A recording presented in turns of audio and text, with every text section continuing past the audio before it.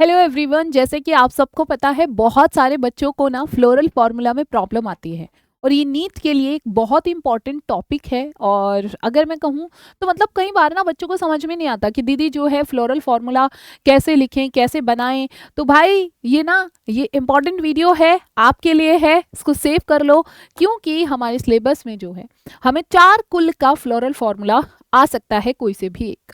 तो सबसे पहले तो मैं आज के इस वीडियो में आप लोगों के साथ सिर्फ सिंबल्स को डिस्कस करने वाली हूँ और मैं एक जो है आपको सिखाऊंगी भी सोलेनेसी कुल का। ठीक है, किस तरह से हम इसका फ्लोरल फॉर्मूला बनाते हैं। ठीक, चलिए शुरू करते हैं अपनी क्लास को, है ना, जिसमें हम लोग क्या देखने वाले हैं। भाई मैं बहुत सारे सिंबल्स आप लोगों के साथ यहाँ पर डिस्कस करने वाली हूँ और ये सिंबल्स ऐसे ही, अगर हमारा फूल कैसा है, सहपत्री यानी कि ब्रैकेट है, तो बी आर सिंबल यूज करते हैं। अगर हमारा कैसा है बेटा फ्लावर, ई ब्रैकेट है, ई बी आर सिंबल यूज करते हैं। अगर हमारे फूल की, अगर मैं बात करूं सम्मिति की, सम्मिति कैसी है भैया, त्रिज्या सम्मिति है, कोई से भी उससे हम इसको काट सकते हैं। तो प्यारे बच्चे हम उसके लिए ये वाला सिंबल से इसको दर्शाया जाता है। बेटा अगर एक व्यास सम्मिति है तो भाई परसेंटेज के सिंबल से इसको दर्शाया जाता है या फिर इस वाले सिंबल से दर्शाया जाता है। प्यारे बच्चे अगर हमारा पुष्प द्विलिंगी है यानी कि मेल और फीमेल दोनों हैं उसी में, तो बेटा आपने क्या देखा भैया, ये फीमेल का और ये है मेल, दोनों का ही सिंबल इसमें ऐड कर देते हैं। अगर हमारा फूल कैसा है, एक लिंगी यानी कि सिर्फ मेल मेल पार्ट है, ठीक है, सिर्फ मेल पार्ट है, तो भैया हम इसे दर्शाएंगे। अगर हमारा फूल कैसा है बेटा, अगर हमारा फूल कैसा है, एक लिंगी है और फीमेल है ना, तो मादा को हम ऐसे दर्शाते हैं, नीचे प्लस बना देंगे, बस सिंबल पता होने चाहिए। और कैसा है बेटा, अगर हमारे फूल का हम देखते हैं कैलिक्स, कैलिक्स मतलब बाह्य दलपुंज। प्यारे बच्चे अगर मैं बाह्य दलपुंज की बात करूं, कैलिक्स का सिंबल के होता है, के से उसको दर्शाया जाता है। और कई बार हमारी जो बाह्य दल होते हैं वो आपस में जुड़े होते हैं, कई बार वो अलग अलग होते हैं। तो अगर वो पृथक का मतलब होता है कि अगर बच्चा हमारा बाह्य दल की सारी पत्तियां कैसी हैं, अलग अलग हैं, तो हम उसको के एन से दर्शाते हैं। और संयुक्त का मतलब है अगर वो सारे एक साथ जुड़े हुए हैं तो हम उसके बाहर ब्रैकेट लगा देते हैं, बस इतनी सी बात है। सेम ऐसे ही फिर दलपुंज की बात करें, दलपुंज जिसको कोरोला कहा जाता है और इसको सी के सिंबल से दर्शाया जाता है, अगर ये भी अलग अलग हैं तो हम सी एन लिखेंगे और अगर ये एक साथ जुड़े हुए हैं तो उसके बाहर ब्रैकेट लग जाएगा। ठीक है, इसके बाद बात करते हैं हम लोग किसकी, परिदलपुंज। ठीक है, जिसमें दल और क्या आपका बाह्य दलपुंज अगर एक साथ जुड़े होते हैं तो इसके लिए हम परिदलपुंज टर्म यूज करते हैं, जिसमें आपने देखा इसको पी पेरियंथ पी से दर्शाया जाता है। और ये भी अगर अलग अलग है तो पी एन एक साथ हैं जुड़े हुए, तो भाई इसको ब्रैकेट में हम डाल देंगे। इसके बाद नेक्स्ट एंड्रोशियम, एंड्रोशियम को कैसे दर्शाया जाता है, ए से। भैया अगर हमारे एंड्रोशियम यानी कि पुमंग भी अलग अलग हैं तो ए एन हो जाएगा, सारे एक साथ जुड़े हुए हैं तो हम इसको ब्रैकेट में डाल देंगे, हम इसको ब्रैकेट में डाल देंगे। इसके बाद गाइनोशियम यानी कि मैं बात कर रही हूँ फीमेल रिप्रोडक्टिव पार्ट की, जिसको हम क्या कहते हैं, जायांग, जिसको गाइनोशियम को जी से, है ना, जी से, दोनों ही लैंग्वेज में आपको याद रखना है। इंग्लिश में याद रखोगे तो एक और फायदा है कि आप ना यहाँ पर जो है ये देखोगे गाइनोशियम जी से स्टार्ट हो रहा है तो जी के सिंबल से इसको दर्शाया जाता है। और अगर ये अलग अलग है तो जी एन, और वहीं पर ब्रैकेट मतलब किसको दर्शा रहा है, संयुक्त है। ठीक है जी, संयुक्त है प्यारे बच्चे। चलो कुछ और सिंबल भी होते हैं। अब हमारा ओवरी है ना, मतलब हमारी ओवरी नहीं, फ्लावर का ओवरी कैसा है प्यारे बच्चे, अगर फ्लावर की ओवरी आपकी सुपीरियर है ना, कैसी है, अगर अंडाशय उत्तर, ठीक है, तो हम इसको क्या भैया, इसके नीचे अंडरलाइन मतलब जी के नीचे लाइन खींच देते हैं। और अगर अंडाशय कैसा है, अगर अंडाशय है इंफीरियर, तो आप यहाँ पर देखो लाइन कहाँ चली जाएगी, ऊपर की तरफ चली जाएगी। और अगर हमारा अंडाशय आधा या अर्ध अधोवृत्ति है तो ऐसे केस में हम क्या भाई, इसको जी और लाइन तुम्हारी बीच में चली गई। ठीक है, तो इसी को प्यारे बच्चे क्या बोला गया है, अधो या अर्ध अधोवृत्ति बोला गया है। अच्छा कई बार ऐसा भी केस होता है कि हमारा जो परिदलपुंज है वो पुंकेश के साथ जुड़ा होता है, तो परिदलपुंज को पी से दर्शाया जाता है और बच्चा हम लोग पुंकेश को ए से, और ये एक साथ जुड़े हुए हैं तो ऊपर ये फ्यूज होने का सिंबल है। अब आपने देखा दल लगन पुंकेश, दल लगन, तो भैया ये हो गए तुम्हारा क्या, बताया था कैलिक्स, है ना, कोरोला सॉरी। ठीक है, और यहाँ पर तुम्हारा क्या है भैया, ये है एंड्रोशियम। ठीक है, ये दोनों एक दूसरे के साथ जुड़े हुए हैं। नेक्स्ट आपका क्या है, नेक्स्ट है आपका पुंजयांगी अवस्था। प्यारे बच्चे, पुंजयांगी मतलब जिसमें जायांग और पुमंग दोनों एक दूसरे के साथ जुड़े हुए हैं। एंड्रोशियम और गाइनोशियम साथ साथ में जुड़े हुए हैं। एंड्रोशियम और प्यारे बच्चे गाइनोशियम जो हैं दोनों साथ साथ में जुड़े हुए हैं। यहाँ पे बच्चा ये कोरोला के साथ जुड़ा था, यहाँ पर ये पेरियंथ के साथ जुड़ा था। ठीक है जी, यहाँ पर पेरियंथ के साथ जुड़ा था। चलिए मैं एक बात बता देती हूँ, जब भी हम कोई फ्लोरल फॉर्मूला बनाते हैं या लिखते हैं तो कुछ बातों का, कुछ पॉइंट्स का बस हमें ध्यान रखना होता है कि सबसे पहले हम उसमें क्या लिखेंगे। सबसे पहला पॉइंट होता है हमारा फूल ब्रैकेट है या फिर प्यारे बच्चे हमारा फूल ई ब्रैकेट है, हम ये लिखते हैं। ठीक है, मैं एक सीक्वेंस दे देती हूँ आपको लिखने का। हम हमारे फूल के बारे में क्या लिखते हैं कि भैया हमारा फूल कैसा है, ब्रैकेट है, या फिर हमारा फूल कैसा है, ई ब्रैकेट है। ठीक है, कैसा है, या फिर हमारा फूल ई ब्रैकेट है, जिसके लिए सिंबल आपको अभी अभी बताया था BR या फिर बेटा EBR यूज किया जाता है। उसके बाद हम लोग नेक्स्ट पार्ट पर अगर चलते हैं तो प्यारे बच्चे नेक्स्ट पार्ट में भैया हम उसकी सम्मिति को दर्शाते हैं। सम्मिति में मैंने आपको जैसे बताया कि एक, आपको पता है एक ही एक्सिस से उसको काट सकते हैं या फिर हम किसी भी एक्सिस से उसको कट कर सकते हैं। ठीक है जी, तो नेक्स्ट पार्ट में हम इसकी किसकी बात करने वाले हैं, फिर हम इसकी सम्मिति को दर्शाते हैं। ठीक है जी, हम इसकी किसको दर्शाते हैं, सम्मिति को दर्शाते हैं। ठीक है जी, हम इसको हर एक पार्ट से काट सकते हैं या फिर प्यारे बच्चे सिर्फ एक ही पार्ट से काट सकते हैं। चलो जी, वैसे तो मैंने भी तुमको यहाँ पर यही चीजें दिखाई थी। पहले मैंने आपको बताया हमारा फूल ब्रैकेट है या ई ब्रैकेट है, दूसरे में त्रिज्या सम्मिति आपको याद आ गया होगा, कहीं से भी काट सकते हैं। एक व्यास सम्मिति भैया जिसको परसेंटेज के सिंबल से दर्शाते हैं। और अगला नेक्स्ट पार्ट हम इसमें थर्ड चीज जो है उसके कैलेक्स को दर्शाएंगे। थर्ड चीज इसके बेटा किसको दर्शाएंगे प्यारे बच्चे, थर्ड पॉइंट इसमें जब भी मैं अभी आपको फॉर्मूला लिख के दिखाऊंगी हम इसके किसको दर्शाते हैं बेटा, कैलेक्स को दर्शाते हैं, बाह्य दलपुंज को दर्शाते हैं। और कैलेक्स को के से, अच्छा ध्यान रखना, कोरोला, कोरोला सी की आवाज दे रहा है, कैलेक्स के की आवाज दे रहा है, तो इसको बच्चा के से दर्शाएंगे। और ये भी कैसा है, ये दो फॉर्म में, फ्यूज्ड भी हो सकता है, अलग भी हो सकता है। ठीक है जी, ये कैसा है प्यारे बच्चे, ये कैसा है, ओह इसको दर्शाया जाएगा।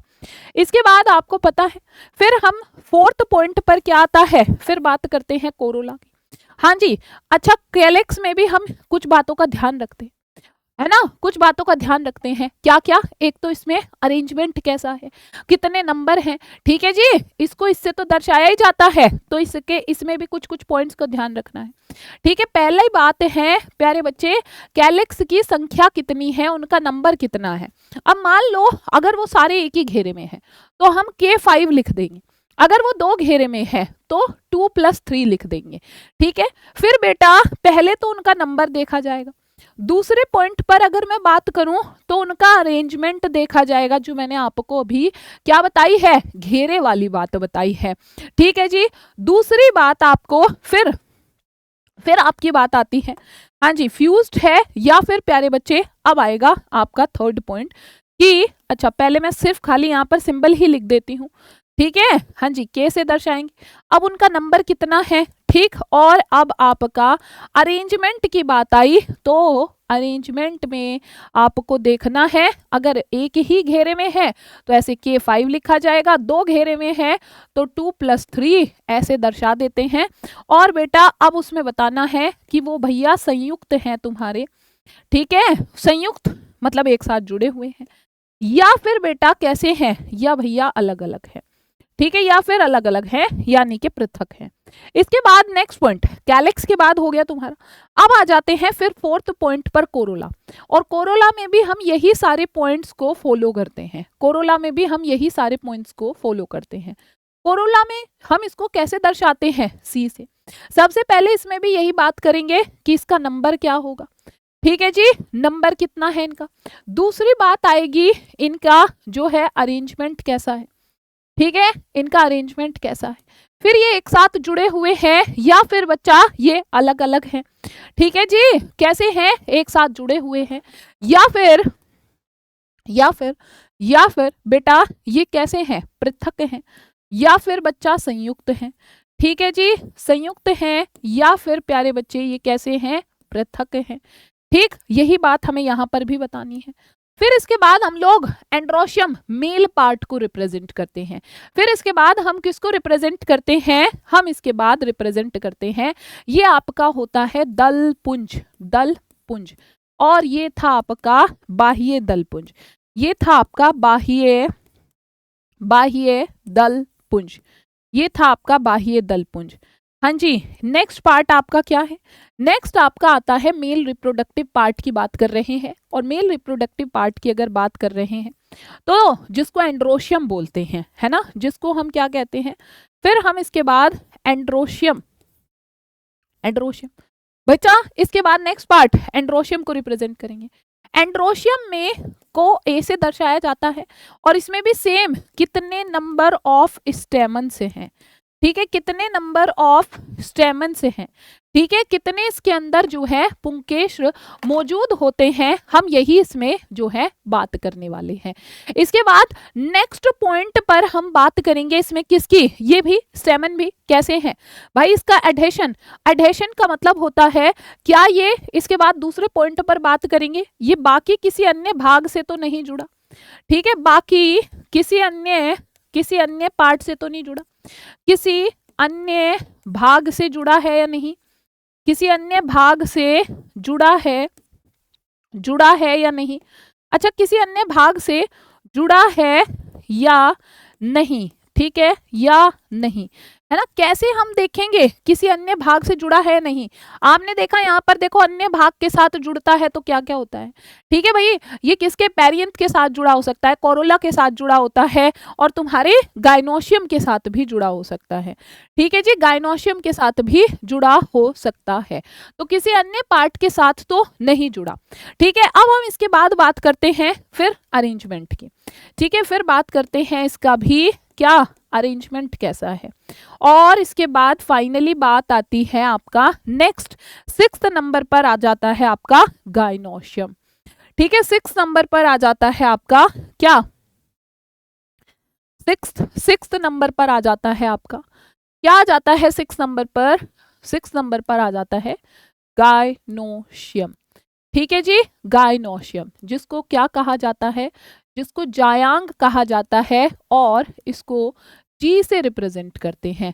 इसको बच्चा कैसे रिप्रेजेंट करते हैं, जी से रिप्रेजेंट। इसमें जितने पॉइंट्स मैंने अभी आप लोगों के साथ डिस्कस किए हैं, कौन कौन से पॉइंट्स डिस्कस किए हैं, इसमें आपका आता है भाई नंबर ऑफ जो है आपके कार्पल्स कितने हैं।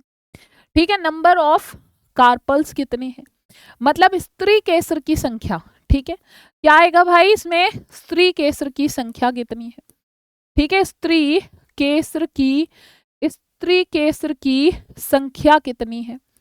दूसरी अगर मैं बात करूं, हमारा इसमें जो ओवरी होगी वो ओवरी कैसी होगी, ओवरी इसमें सुपीरियर होगी या फिर इंफीरियर होगी।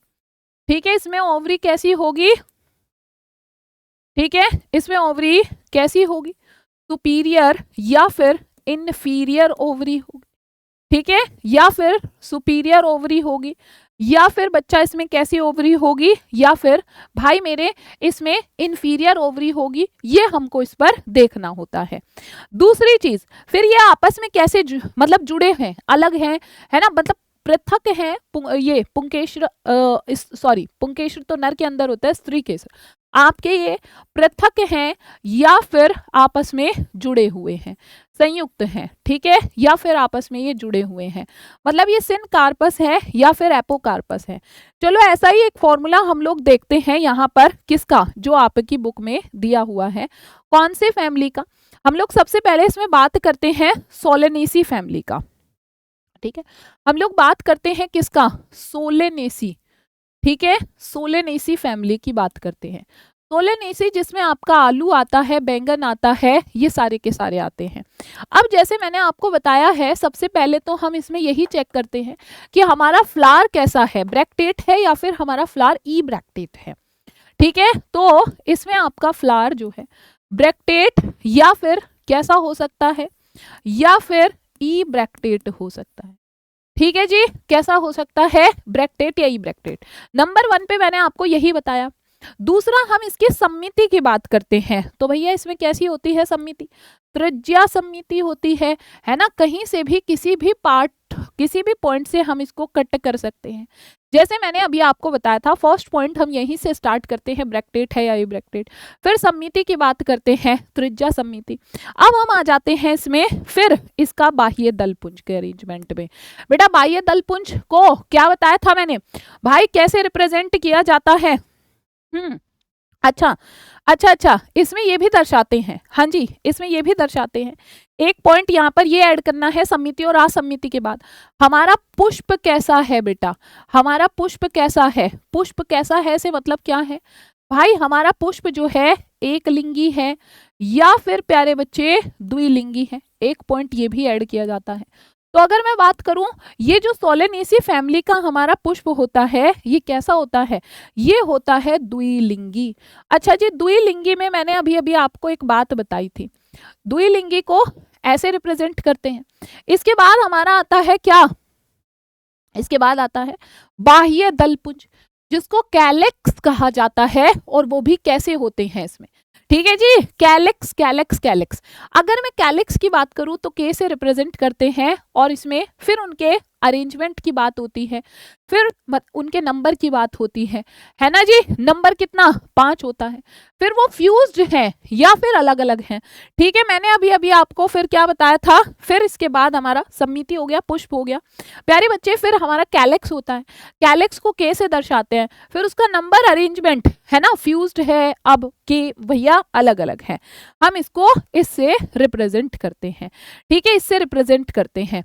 अच्छा, अब इसके बाद नेक्स्ट पॉइंट पर फिर कोरोला आ जाएगा। ठीक है, अब ऐसे ही हमें सेम कोरोला के बारे में बात करनी है। तो अगर मैं आपको सोलेनेसी फैमिली की बात करूं तो इसमें 5-5 का रूल आप लोगों को क्या करना है, याद रखना है। कैसे, इसमें कैलेक्स भी 5 है और इसमें बेटा कोरोला भी 5 होंगे, और ये भी कैसे होंगे आपके, ये भी फ्यूज्ड। ठीक है जी, ये भी कैसे होंगे बच्चा, ये भी होंगे आपके फ्यूज्ड। ठीक है, ये भी होंगे फ्यूज्ड। तो इनके भी नंबर की बात की हमने, अरेंजमेंट की बात की। इसके बाद मेल पार्ट की बात करते हैं, है ना। इसके बाद नेक्स्ट पार्ट पर आप किसकी, भाई कोरोला के बाद सीधा आपका एंड्रोशियम आता है, वहां भी नंबर ऑफ स्टेमन्स की बात करते हैं, किसी अन्य पार्ट से जुड़ा है या फिर नहीं। ठीक है, तो अगर मैं एंड्रोशियम की बात करूं, एंड्रोशियम भी कितने होते हैं नंबर में, 5 होते हैं भाई। फिर कैसे होते हैं, पृथक होते हैं कि अलग अलग होते हैं। फिर हमने देखा एडहेशन शो कर रहा है क्या, किसी और पार्ट से जुड़ा है क्या, बिल्कुल जुड़ा होता है। किससे जुड़ा होता है, कोरोला से। और अभी मैंने आपको थोड़ी देर पहले पढ़ाया था कि अगर ये कोरोला से जुड़े होते हैं तो हम इस वाले सिंबल से रिप्रेजेंट करते हैं। ठीक है, अगर ये कोरोला के साथ जुड़े होते हैं, इस वाले सिंबल से रिप्रेजेंट किया जाता है। फिर हम इसमें बात करते हैं इसका भाई गायनोशियम। ठीक है, गायनोशियम में जब आप देखोगे, गायनोशियम को जी से रिप्रेजेंट किया जाता है। कैसी ओवरी होती है इसमें, सुपीरियर। सुपीरियर ओवरी के लिए हम लोग जो है यहाँ पर पहले तो इसमें भी बात करते हैं नंबर ऑफ कार्पल्स जो 2 होते हैं। ठीक है, और यहाँ पर ओवरी अगर आपकी सुपीरियर होती है तो बेटा this is the symbol for the superior ovary, जिसमें लाइन कहाँ चली जा रही है, नीचे। इंफीरियर होती तो लाइन चली जाती ऊपर की तरफ। ठीक है, और इसके जो कार्पल्स होते हैं ये भी दोनों आपस में फ्यूज्ड होते हैं, सुपीरियर ओवरी। तो ये हमारा फॉर्मूला आ गया। अगर आप ऐसे सिंबल्स आपको याद है और सिंबल्स में आपको सीक्वेंस याद है कि हमें कौन सा सीक्वेंस और क्या यूज करना है, तो आपके लिए फॉर्मूला बनाना बेहद आसान हो जाएगा। एंड आई होप ये सेशन आप लोगों के लिए बहुत हेल्पफुल रहा होगा। कितने बच्चे चाहते हैं कि ऐसा एक और सेशन जो है जल्द से जल्द मैं आप लोगों के लिए लेकर आऊं, तो कमेंट सेक्शन में जरूर बताना है ये वाला सेशन आप लोगों को कैसा लगा। अपने सारे दोस्तों के साथ शेयर जरूर करना है। ठीक है, तो चलिए मिलेंगे जल्द ही एक और दूसरे ऐसे सेशन में।